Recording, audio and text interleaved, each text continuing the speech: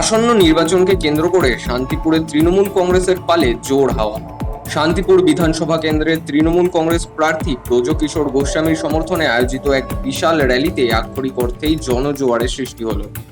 এদিন সকাল থেকেই শহরের বিভিন্ন প্রান্ত থেকে তৃণমূল কর্মী ও সমর্থকদের ঢল নামতে শুরু করে। দলীয় পতাকা ও স্লোগানে মুখরিত এই র্যালি ঘিরে শান্তিপুর জুড়ে তৈরি হয় এক উৎসবের আবহ।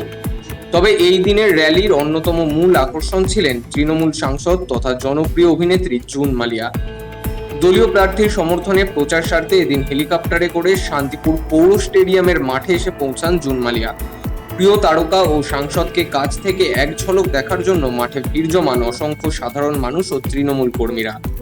তার আগমনকে কেন্দ্র করে কর্মী সমর্থকদের মধ্যে প্রবল উচ্ছ্বাস ও উন্মাদনা ছিল চোখে পড়ার মতো। তীব্র দাবদাহ ও প্রচন্ড গরম উপেক্ষা করেই যেভাবে বিপুল সংখ্যক মানুষ এই প্রচারে সামিল হয়েছেন, তাতে রীতিমতো উচ্ছ্বসিত তৃণমূল নেতৃত্ব। প্রচারের ফাঁকে স্থানীয় নেতৃত্ব জানান, এই প্রবল তাপপ্রবাহের মধ্যেও মানুষের এই স্বতঃস্ফূর্ত অংশগ্রহণ প্রমাণ করে মুখ্যমন্ত্রী মমতা বন্দ্যোপাধ্যায়ের প্রতি সাধারণ মানুষের কতটা ভালোবাসা রয়েছে। বিপুল এই জনসমর্থন এবং মানুষের অফুরন্ত ভালোবাসা দেখে এই আসনে জয়ের ব্যাপারে শতভাগ নিশ্চিত তৃণমূল শিবির।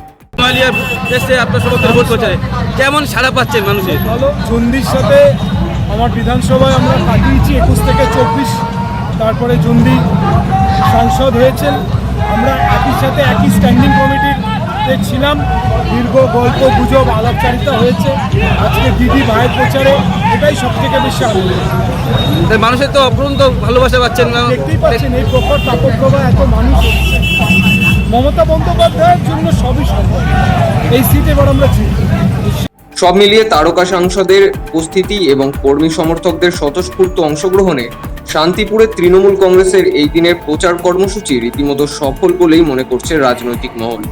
Bureau report, বঙ্গদর্পণ।